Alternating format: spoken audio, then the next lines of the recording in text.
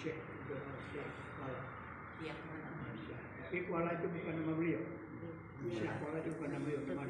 Nama kampung ini kampung Kuala. Di mana itu Syekh Kuala. Namanya Syekh Abdul Rauf bin Ali Al-Fadri As-Singkili. Syekh Abdul Rauf bin Ali Al-Fadri As-Singkili. Itu nama lengkapnya. Dipanggil Syekh Kuala. Yaman. Itu banyak ulama-ulama dari Arab Barat Aceh. Antara lain dua orang ulama besar ulama itu Hamdah Mansuri dan Ali Mansuri. Mereka masing-masing itu pada Singkil. Syekh Hamdah ini baru Singkil, Syekh Ali Mansuri ini Kampung Surau, Kerajaan Sembahyang Mungkin. Maka beliau itu lahir di Singkil. Inilah nama Singkil. Beliau lahir 1001 Hijriah. Kalau Mesinya 1591 Mesir. Wafat hari Senin 12 Syawal 1106 Hijriah atau 1690 Mesir. Dalam usia 105 tahun. 105 tahun usia. Sudah diingat 1001 lahir, wafat 1100.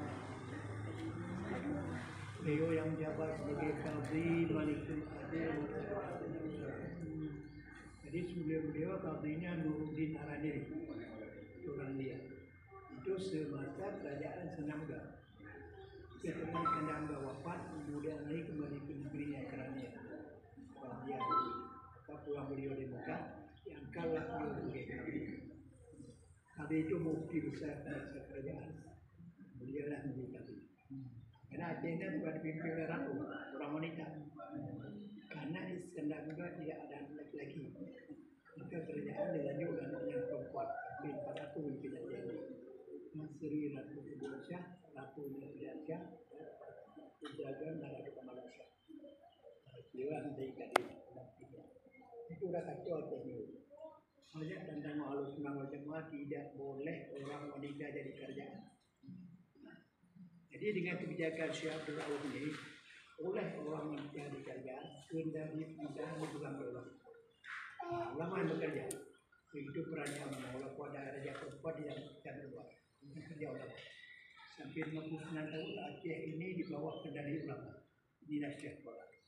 Dalam keputusan hukum, yang menegakkan hukum ini Syekh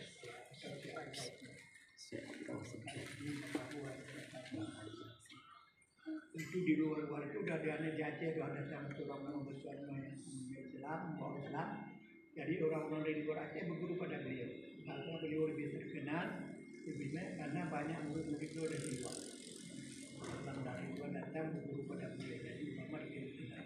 Di dalam minggu ini ada seorang murid beliau di Terengganu. Dari mana? Terengganu, Malaysia. Malaysia. Oh, dia di mana? Ini dari Malaysia. Kami dari Aceh. Yang dari Terengganu ada.